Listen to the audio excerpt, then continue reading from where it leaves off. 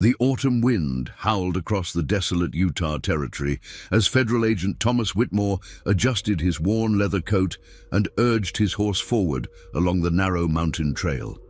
The year 1889 had brought increased federal pressure on polygamous communities, and Whitmore had been assigned to investigate reports of unusual activities surrounding the Jessop family compound. From his vantage point on the ridge, Whitmore could see the sprawling farmhouse below, its weathered wooden walls standing like a fortress against the rocky landscape.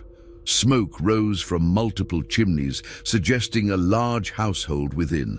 The property was isolated, surrounded by towering red cliffs that seemed to guard the family's secrets. Whitmore had spent weeks in the nearby town of Cedar Ridge, carefully gathering information while posing as a traveling merchant.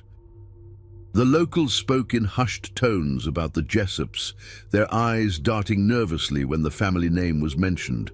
Most claimed they were simply another polygamist clan resisting federal marriage laws. But there were whispers of something darker. Strange sounds at night, old Martha Henderson had confided to him at the general store. Singing that don't sound like no hymns I ever heard. And the children, Lord help us, those poor children. As Whitmore descended toward the compound, he noticed the unusual silence. No children played in the yard, no women hung laundry on the lines. The only movement came from a few men working in distant fields, their figures bent over the harsh soil. The agent had learned that Ezekiel Jessop, the family patriarch, claimed direct revelation from God regarding the purification of his bloodline. Unlike other polygamist families who simply practiced plural marriage, the Jessops allegedly engaged in what they called celestial unions. Marriages between close relatives that were said to preserve spiritual purity. Whitmore's investigation had revealed disturbing patterns. Young girls in the family disappeared from public view around age 12, only to reappear months later as wives to their uncles, cousins, or even their own fathers. The federal government had received reports of these practices, but gathering evidence in such an isolated and secretive community proved nearly impossible. As he approached the main house, Whitmore noticed heavy curtains drawn across every window. The building seemed to absorb light rather than reflect it, creating an oppressive atmosphere that made his horse nervous. The animal snorted and stepped sideways, sensing something the agent couldn't yet identify. A tall, gaunt man emerged from the house before Whitmore could dismount. This was clearly Ezekiel Jessop. His piercing blue eyes and commanding presence matched the descriptions Whitmore had gathered. The patriarch wore simple black clothing, but there was nothing humble about his bearing. "You're not welcome here, stranger," Ezekiel called out, his voice carrying across the yard with surprising authority. "This is consecrated ground." Whitmore dismounted slowly, keeping his hands visible. "I'm just a traveling merchant, sir, looking for a place to rest for the night, and perhaps trade some goods." Ezekiel's eyes narrowed as he studied the agent. Behind him, several other men had emerged from various buildings around the compound. They moved with the coordinated precision of a military unit, positioning themselves to block potential escape routes. "We have no need for outside goods," Ezekiel replied. "Our family provides for itself through God's grace and our own labor." As they spoke, Whitmore caught glimpses of movement behind the curtained windows. Shadows passed back and forth, but he couldn't make out distinct figures. The silence was broken only by the wind and the distant sound of what might have been chanting coming from somewhere within the house. "I understand you're a man of faith," Whitmore said carefully. "I respect that. But surely Christian hospitality would allow a weary traveler to rest." Ezekiel stepped closer, and Whitmore caught the scent of something unusual, a mixture of incense and something else he couldn't identify. The patriarch's eyes seemed to bore into him, as if searching for hidden motives. "Faith," Ezekiel repeated slowly. "Yes, we are people of great faith. But our faith requires sacrifices that outsiders cannot understand, purity that must be protected at all costs." The chanting from within the house grew slightly louder, and Whitmore realized it was coming from multiple voices, both male and female, though some sounded disturbingly young. The rhythm was hypnotic, unlike any religious ceremony he had ever encountered. "Perhaps I should continue on my way," Whitmore said, beginning to back toward his horse. Something about this place felt fundamentally wrong, and his instincts as a federal agent were screaming warnings. "Perhaps you should," Ezekiel agreed, but his tone suggested it might already be too late for that option. The other men had moved closer, forming a loose circle around the agent and his horse. As Whitmore mounted his horse, he noticed a young girl's face appear briefly at an upstairs window. She couldn't have been more than 13, but her eyes held a haunted quality that chilled him to the bone. She pressed her palm against the glass for just a moment before disappearing back into the shadows. "Tell me," Ezekiel called out as Whitmore prepared to leave, "what brings a federal agent so far from civilization? Surely not just trade goods." The words hit Whitmore like a physical blow. His cover had been compromised, though he couldn't understand how. He'd been meticulous in his preparation, and no one in Cedar Ridge should have known his true identity. "I think you have me confused with someone else," Whitmore replied, but his hand instinctively moved toward the revolver concealed beneath his coat. Ezekiel smiled, but there was no warmth in the expression. "God reveals all secrets to those who serve him faithfully, just as he has revealed your purpose here." The chanting from the house suddenly stopped, leaving an oppressive silence that seemed to press down on the compound like a physical weight. Even the wind had died away, as if nature itself was holding its breath. "You should know," Ezekiel continued, "that we take our privacy very seriously here. Those who threaten our way of life, well, they sometimes find that the mountains can be very unforgiving." Whitmore spurred his horse forward, but the men around him didn't immediately move aside. For a tense moment, he thought they might try to prevent his departure entirely. Then at some unseen signal from Ezekiel, they stepped back just enough to allow passage. As he rode away from the compound, Whitmore could feel eyes watching him from every window and doorway. The sensation followed him until he was well up the mountain trail, and even then, he couldn't shake the feeling that he was still being observed. That night, camped several miles away, Whitmore wrote detailed notes about his encounter. He described the unusual atmosphere of the compound, the coordinated behavior of the men, and most disturbing of all, the haunted expression of the young girl at the window. He also noted his concern that his cover had been blown, though he couldn't determine how. What Whitmore didn't know was that his notes would be the last official record of his investigation. By morning, Federal Agent Thomas Whitmore would vanish without a trace, leaving behind only his horse and scattered belongings found days later by a passing traveler. The mystery of his disappearance would haunt the Utah Territory for years to come, and the truth about what happened that night would prove far more disturbing than anyone could imagine. 3 days after Agent Whitmore's disappearance, life within the Jessop compound continued according to the rigid schedule that had governed the family for generations. The morning began before dawn with what Ezekiel called purification prayers, ceremonies that took place in the basement of the main house, where no outside eyes could witness the family's most sacred rituals.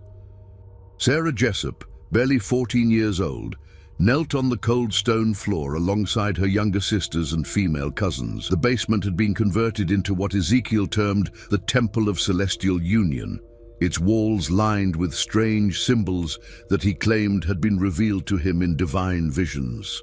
Candles provided the only light, casting dancing shadows that made the carved symbols seem to writhe and move. "Today marks a blessed day for our family," Ezekiel intoned from his position at the front of the room. He wore ceremonial robes that Sarah had never seen outside these basement gatherings, deep purple fabric adorned with silver threads that formed patterns she didn't understand. Sarah has reached the age of celestial readiness.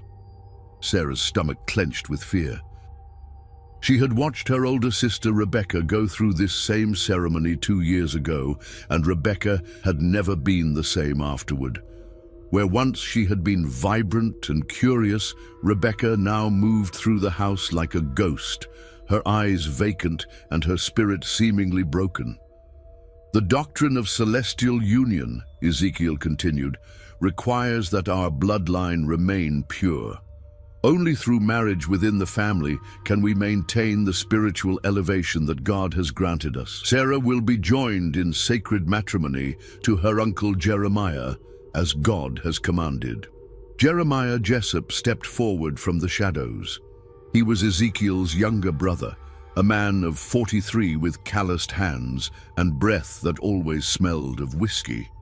Sarah had always been uncomfortable around him, the way his eyes lingered on her developing body and how he found excuses to touch her shoulder or back during family gatherings. But first, Ezekiel announced, Sarah must undergo the ritual of preparation. The other women in the basement, Sarah's mother, aunts, and older sisters, began to chant in a language Sarah didn't recognize. The words seemed to echo strangely in the confined space, creating harmonics that made her head spin. She noticed that several of the younger girls were crying silently, tears streaming down their faces as they continued the chant. Sarah's mother, Mary, approached with a wooden cup filled with a dark liquid. Mary's hands shook as she offered it to her daughter, and Sarah could see the conflict in her mother's eyes. But Mary had learned long ago that questioning Ezekiel's divine revelations brought swift and terrible punishment. "Drink, child," Mary whispered. "It will make the preparation easier." Sarah had no choice but to obey. The liquid was bitter and burned her throat, leaving a metallic taste that made her gag. Within minutes, she felt dizzy and disconnected from her surroundings, as if she was watching everything happen to someone else. Ezekiel began to recite what he called the sacred history of the Jessop family.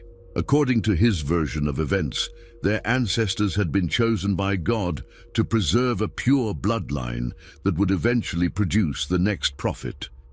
This divine mission required absolute obedience to celestial law, which included marriages between close relatives to prevent contamination by outside influences.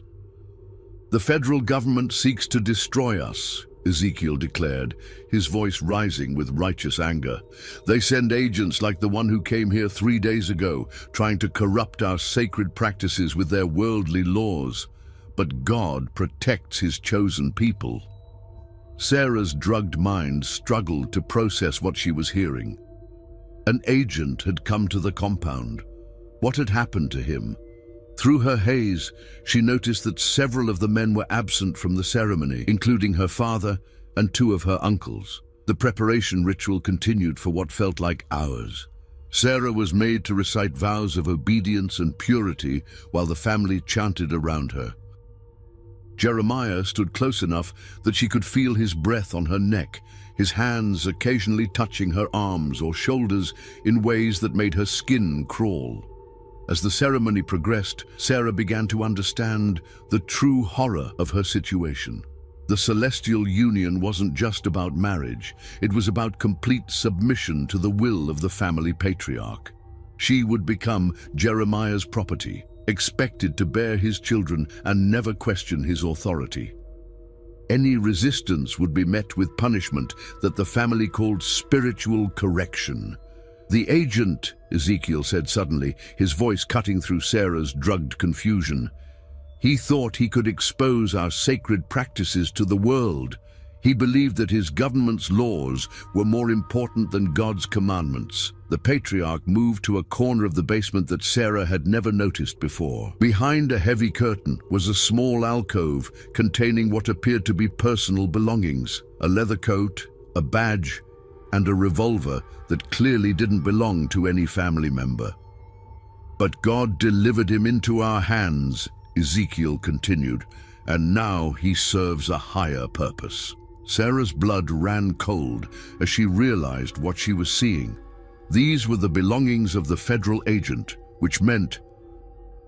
She tried not to think about what had happened to the man himself, but the implications were terrifying. The ceremony concluded with Ezekiel announcing that Sarah's wedding to Jeremiah would take place in 1 week, during the new moon, when their activities would be hidden from any potential observers. Until then, she would be confined to the women's quarters and subjected to daily purification sessions designed to prepare her for her new role. As the family dispersed, Sarah caught sight of her sister Rebecca helping to clean up the ceremonial items. Rebecca moved mechanically, her face expressionless. And when their eyes met for a brief moment, Sarah saw something that chilled her. More than anything else that had happened that night, complete and utter hopelessness. Later, as Sarah lay on her narrow bed in the women's dormitory, she could hear sounds coming from other parts of the house. Muffled voices, the creaking of floorboards, and occasionally what sounded like crying or pleading.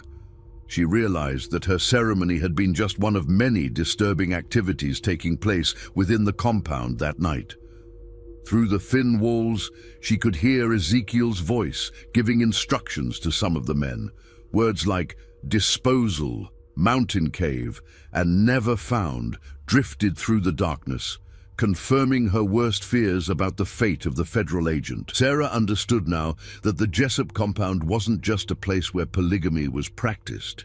It was a prison where young girls were systematically abused under the guise of religious doctrine. The celestial unions were nothing more than sanctified rape, and anyone who threatened to expose the truth would disappear into the unforgiving Utah wilderness. As she lay awake, listening to the sounds of her family's dark activities, Sarah began to formulate a desperate plan. She had 1 week before her forced marriage to Jeremiah, 1 week to find a way to escape or to get word to the outside world about what was really happening in the Jessop compound. But she also knew that escape would be nearly impossible. The compound was isolated, heavily guarded, and surrounded by treacherous mountain terrain. Even if she managed to get away, where could she go? The nearest town was days away on foot, and the family had connections throughout the territory who would help them retrieve a runaway wife. Still, as the night wore on and the house finally fell silent, Sarah made a silent vow. She would not submit to the fate that had befallen her sister and the other women in the family. Somehow, some way, she would find a means to resist, even if it cost her everything. The morning after Sarah's preparation ceremony, a different kind of gathering was taking place in the town of Cedar Ridge, 15 miles from the Jessop compound. In the back room of Henderson's general store, 3 people sat around a small table, their voices hushed and their expressions grave. Martha Henderson, the store owner's wife, poured coffee for her companions with hands that trembled slightly.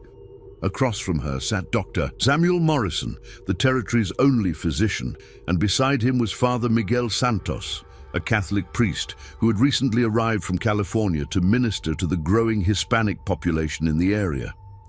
"It's been 4 days since anyone's seen Agent Whitmore," Dr. Morrison said, his weathered face creased with worry. "His horse came back to town yesterday, but there's been no sign of the man himself." Martha nodded grimly. "I told him not to go up there alone. The Jessops, they don't take kindly to strangers, especially government men." Father Santos leaned forward, his dark eyes intense. "In my previous parish in California, I encountered similar situations. Isolated religious communities that used faith as a cover for unspeakable acts. The pattern is always the same: complete control through fear and isolation." Leah. The 3 had formed an unlikely alliance over the past several months, united by their growing concern about the Jessop family and their practices. Each had encountered evidence of the family's activities through their respective roles in the community, and each had felt powerless to act alone. Dr. Morrison had been the first to notice the pattern. "I've treated 3 young women from that compound in the past 2 years, he said quietly. "All of them showed signs of trauma, physical evidence of abuse, but when I tried to ask questions, they became terrified and refused to speak." One of them couldn't have been more than 13, Martha added. Pregnant and looking like she'd seen the devil himself. When I tried to offer her help, she just shook her head and whispered something about celestial punishment for those who betrayed the family. Father Santos had his own disturbing encounters. I've had 2 young women approach me in secret, begging for sanctuary. They spoke of forced marriages to their own relatives, of ceremonies that have nothing to do with any Christian doctrine I know. But before I could help them, they disappeared. Their families claimed they had been called away on spiritual missions. The priest's voice grew heavy with guilt. I should have done more. I should have contacted the authorities immediately. The authorities are exactly who we're dealing with now, Dr. Morrison pointed out. Agent Whitmore was our best hope for federal intervention, and now he's missing. Martha stood and walked to the window, peering through the curtains at the empty street outside. There's something else, she said without turning around. Something I haven't told either of you. The 2 men waited as she gathered her courage. My nephew works for the telegraph office in Salt Lake City, Martha continued. He's been keeping track of federal communications about the Jessops. According to what he's seen, Agent Whitmore wasn't the first investigator to disappear in this area. She turned back to face them, her expression grim. Over the past 5 years, 3 other federal agents have vanished while investigating polygamist communities in southern Utah. All of them were last seen heading toward isolated compounds. None of them were ever found. Dr. Morrison felt his blood run cold. Are you saying the Jessops are killing federal agents? I'm saying that people who get too close to their secrets have a habit of disappearing, Martha replied. And I'm saying that we might be the only ones left who know enough to stop them. Father Santos crossed himself. Then we have a moral obligation to act. But how?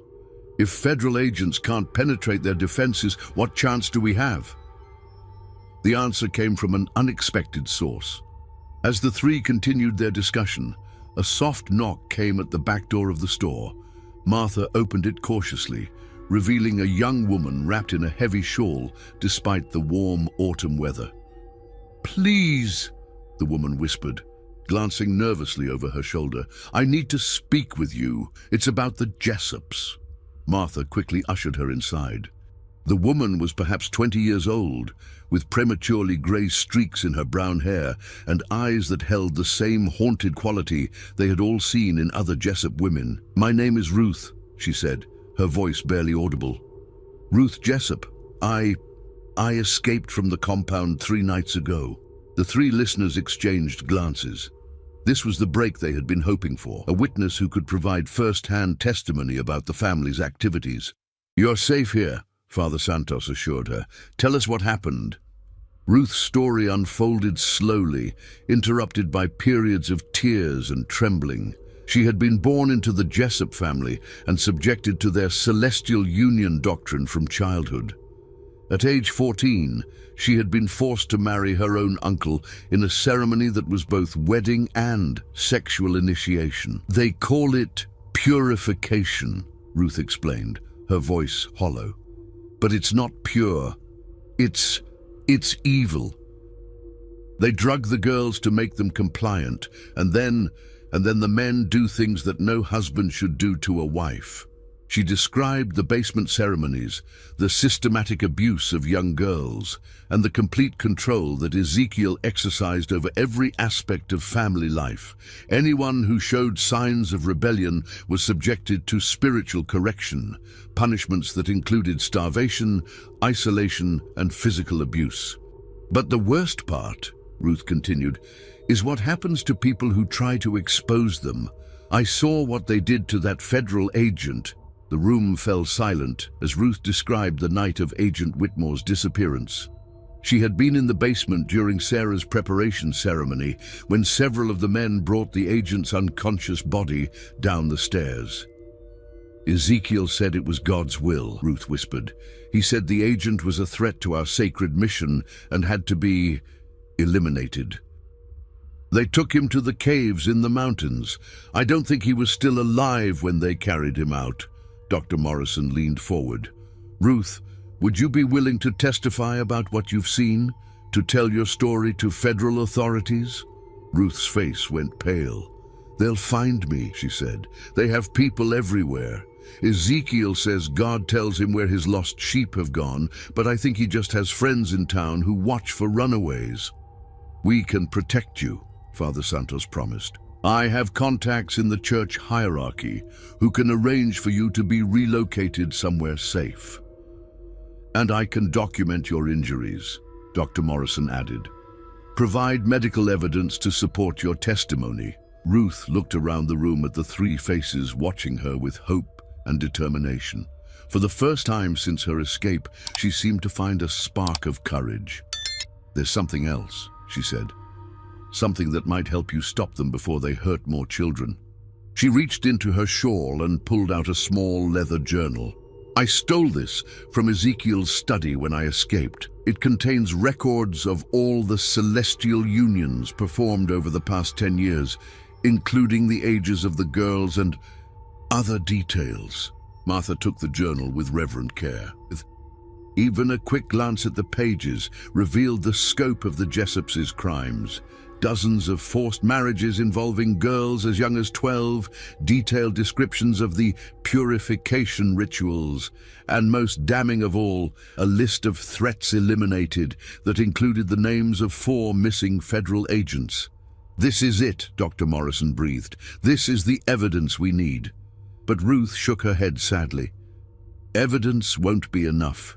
Ezekiel has been planning something big, something he calls the Great Purification. He's been gathering supplies and weapons, and he's been talking about expanding their practices to other families in the territory. She looked directly at Father Santos. He knows about your efforts to help the women who've approached you, and he knows about the questions Dr. Morrison has been asking. You're all in danger. The priest felt a chill run down his spine. What kind of danger? The same kind that federal agent faced, Ruth replied grimly.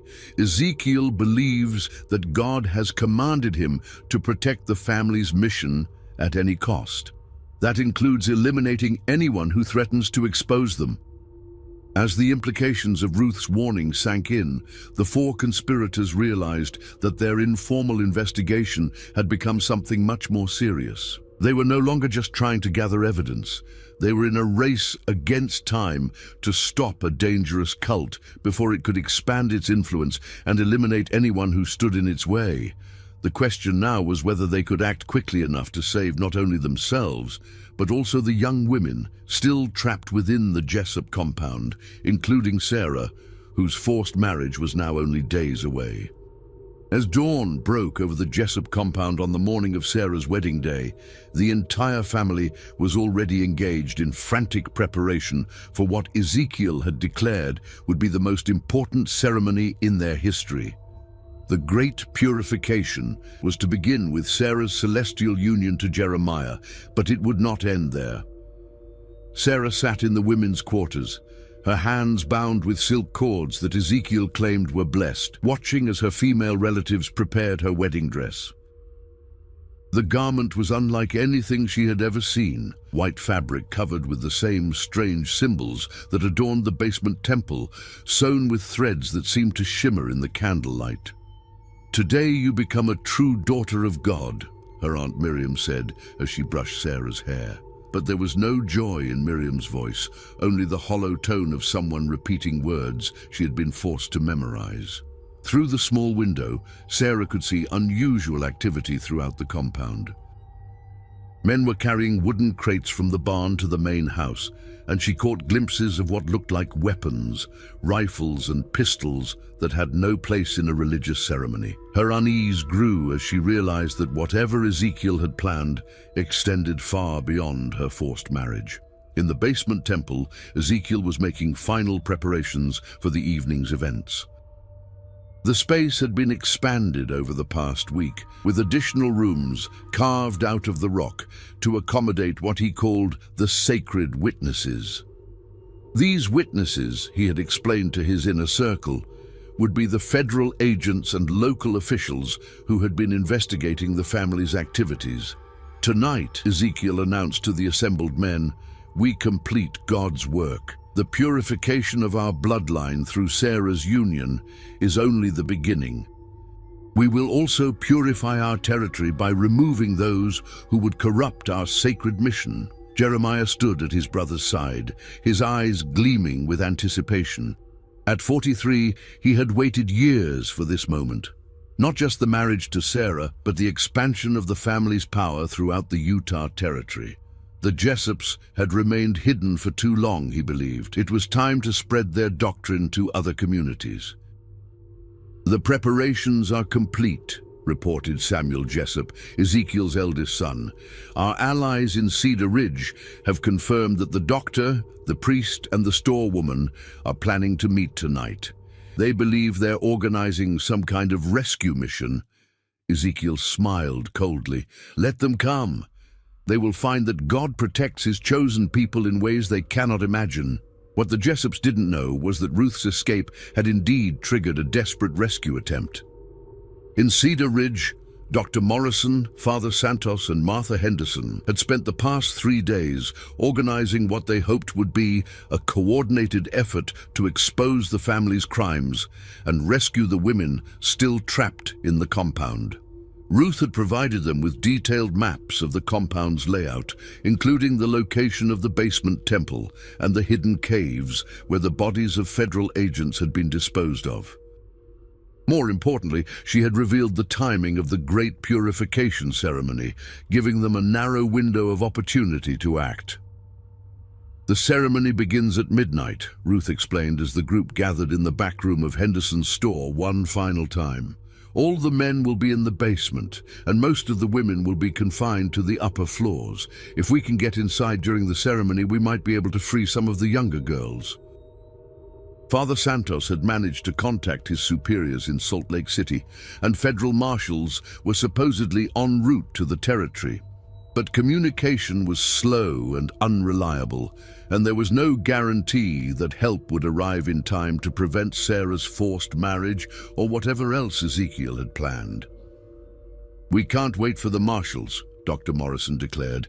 "If even half of what Ruth has told us is true, those girls are in immediate danger."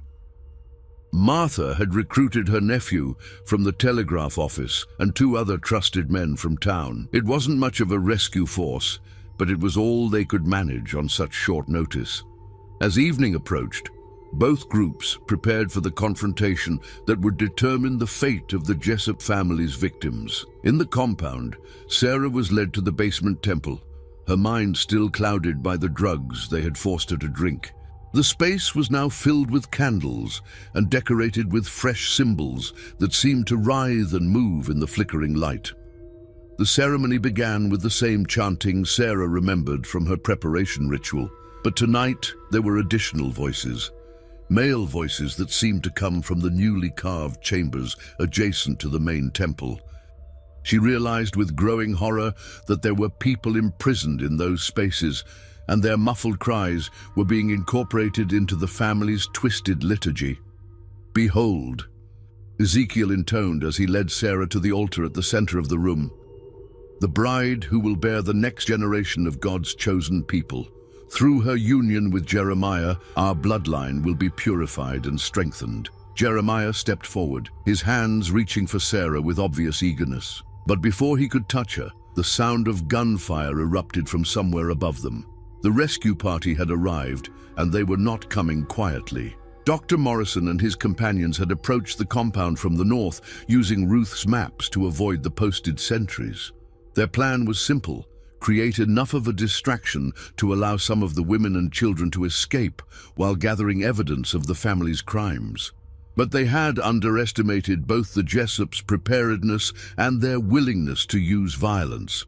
As soon as the rescuers reached the main house, they found themselves under fire from multiple positions. The family had been expecting them, and they were ready for war. In the basement, Ezekiel's reaction to the gunfire was not panic, but triumph. "You see," he called out to his followers, "God delivers our enemies into our hands, just as he delivered the federal agents who came before." He gestured to the adjacent chambers, and Sarah's blood ran cold as she realized what he meant. The muffled voices she had been hearing weren't just prisoners. They were the federal agents who had disappeared over the past several years, kept alive in the caves and chambers beneath the compound for use in the family's most sacred rituals. "Tonight," Ezekiel declared, "we complete the great purification. Sarah's marriage will be consecrated with the blood of those who would destroy us, and their sacrifice will ensure that our mission spreads throughout the territory."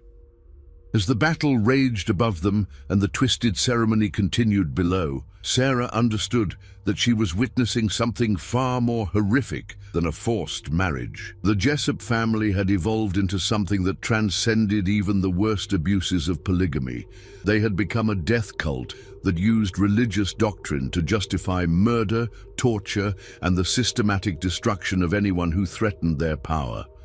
The question now was whether the rescue party could survive long enough to expose the truth, or whether they would simply become the next victims in Ezekiel's campaign of purification. As Sarah watched her uncle approach with ceremonial knife in hand, she realized that the answer to that question would determine not only her own fate, but the fate of every woman and child still trapped within the Jessop compound's walls of horror. The gunfight above the basement temple raged for nearly an hour, the sound of rifle fire and shouting voices creating a hellish backdrop for the ceremony that continued below. Ezekiel seemed to draw energy from the violence, his voice rising above the chaos as he proclaimed that God was testing their faith through trial by fire. Sarah, still bound and drugged, watched in horror as Jeremiah approached with the ceremonial knife. But before he could complete whatever ritual Ezekiel had planned, one of the younger Jessop men burst into the basement. "Father!" he called out, his face streaked with blood and gunpowder. "The Federals are here, real marshals, not just the townspeople. They've surrounded the compound." Ezekiel's expression shifted from triumph to rage. "Impossible. Our watchers would have warned us." "Ruth," the young man gasped. "She led them here. She's with them, and she has your journal." The revelation hit the assembled family like a physical blow. The journal contained not only records of their crimes, but also detailed maps of the compound and the locations where they had disposed of their victims. In the hands of federal marshals, it would be enough evidence to destroy them all. "Then we proceed with the final purification," Ezekiel declared, his voice taking on a manic edge. "If we cannot spread our mission, we will at least ensure that our secrets die with us." Sarah's blood ran cold as she realized what he meant. The Jessops weren't planning to surrender or escape. They were preparing for a mass suicide that would take all their victims with them. Above ground, Federal Marshal James Crawford was coordinating the siege with Dr. Morrison and the other rescuers. Ruth had indeed led them to the compound, and her stolen journal had provided enough evidence for the territorial governor to authorize a full federal intervention. "How many people are inside?" Crawford asked Dr. Morrison as they took cover behind a wagon. "At least 30 adults and maybe 20 children," the doctor replied. "But some of those children are victims, not willing participants. We have to find a way to get them out alive." Ruth, crouched beside them with tears streaming down her face, pointed toward the main house. "The basement," she said. "That's where they'll take Sarah for the final ceremony. If Ezekiel thinks he's going to be captured, he'll kill everyone rather than let them testify." Crawford had dealt with religious extremists before, and he recognized the signs of a group preparing for martyrdom. The Jessops had stopped returning fire and were instead barricading themselves inside the main house. It was the behavior of people who had given up on escape and were preparing for a final stand. "We need to get inside before they can complete whatever they're planning," Crawford decided. "Dr. Morrison, you and your people stay back. This is federal business now." But as the marshals prepared to storm the house, a new sound emerged from the basement. Screaming. Not the screams of pain or fear, but the high-pitched wails of someone in absolute terror. The sound was so disturbing that even the hardened federal agents hesitated. In the basement temple, Ezekiel had begun what he called the final revelation. The imprisoned federal agents were being brought out of their chambers, and Sarah could see that they were barely alive after years of captivity and torture. Agent Whitmore was among them, his once strong frame reduced to skin and bones, his eyes vacant and staring. "Behold the fate of those who oppose God's will," Ezekiel proclaimed as he forced the agents to kneel around the altar where Sarah lay bound. "Their suffering has purified them, and now their deaths will purify us all." But as Ezekiel raised the ceremonial knife, preparing to begin the mass killing that would end with the family's own deaths, Sarah found a strength she didn't know she possessed. The drugs in her system were beginning to wear off, and the sight of the tortured agents filled her with a rage that burned through her fear. "You're not a prophet," she said, her voice cutting through the chanting. "You're just a sick old man who hurts children." The words had an immediate effect. Several of the younger family members stopped chanting, their faces showing confusion and doubt. Ezekiel's absolute authority had been challenged in front of the entire family, and cracks were beginning to show in their unified faith. "Silence!" Ezekiel roared, turning the knife toward Sarah. "You will not corrupt this sacred moment with your worldly doubts." But Sarah continued speaking, her voice growing stronger with each word. "Look around you. Look at what we've become. We're not God's chosen people. We're prisoners in our own home, and He's the warden." The effect was electric. Several of the women began to sob, and some of the men lowered their weapons. The spell of absolute obedience that Ezekiel had maintained for decades was finally breaking. It was at that moment that the federal marshals burst into the basement. Led by Marshal Crawford, they descended the stairs with weapons drawn, taking in the horrific scene below. The tortured agents, the bound girl on the altar, the family members frozen in various states of shock and confusion. It was worse than anything they had imagined. "Federal marshals!" Crawford shouted. "Everyone on the ground now!" Most of the family complied immediately, but Ezekiel and his inner circle were not finished. "You cannot stop God's work," the patriarch screamed, lunging toward Sarah with the knife. The shot that stopped him came from an unexpected source. Jeremiah, Sarah's intended husband, had drawn his own weapon and fired at his brother. The bullet caught Ezekiel in the shoulder, spinning him around and sending the knife clattering across the stone floor. "Enough," Jeremiah said, his voice hollow. "It's over, Ezekiel. It's finally over." The arrest and processing of the Jessop family took 3 days. Federal agents found evidence of crimes spanning more than a decade: forced marriages, sexual abuse, torture, and the murders of 4 federal agents. The basement chambers yielded the bodies of several victims who hadn't survived their captivity, along with detailed records of the family's activities that Ezekiel had kept as what he called sacred history. Sarah and the other surviving victims were taken to Salt Lake City for medical treatment and counseling. Dr. Morrison accompanied them, having volunteered to help with their recovery. The physical wounds would heal, but the psychological trauma would take much longer to address.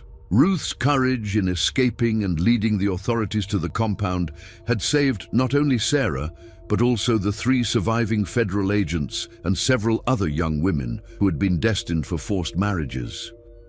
Her testimony, combined with Ezekiel's own records, ensured that the surviving family members would face justice for their crimes. The trial of the Jessop family became a sensation throughout the Utah Territory and beyond. Newspapers across the country carried stories about the Utah death cult and the federal agents who had been tortured for years in underground chambers. The case led to increased federal oversight of isolated religious communities and new laws protecting children from forced marriage. Ezekiel Jessop was sentenced to death for murder and conspiracy, though he maintained until the end that he had been following God's commandments. Jeremiah and several other family members received life sentences, while some of the younger members who had been born into the cult received lighter sentences in exchange for their cooperation.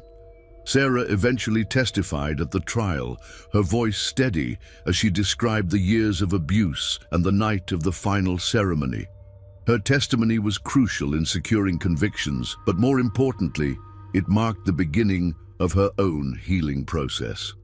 Years later, Sarah would become an advocate for victims of religious abuse, working with law enforcement agencies to identify and investigate isolated communities where similar crimes might be occurring. She never forgot the horror of her experience with the Jessop family, but she also never forgot the moment when she found the courage to speak out against their twisted interpretation of faith. The Jessop compound was eventually demolished, and the land was turned into a memorial for the victims of religious extremism. But the legacy of what happened there continued to influence federal policy and law enforcement training for decades to come, ensuring that the suffering of Sarah and the other victims would not be forgotten. The case of the Jessop family served as a stark reminder that the most dangerous criminals are often those who use religion to justify their crimes, and that the protection of the innocent requires constant vigilance against those who would exploit faith for their own twisted purposes. In the end, it was not federal agents or marshals who brought down the cult, but the courage of young women like Ruth and Sarah who refused to accept that their suffering was God's will. Their bravery ensured that the truth about the Jessop family's crimes would be revealed, and that justice would finally be served for all those who had suffered and died in the shadow of the Utah mountains.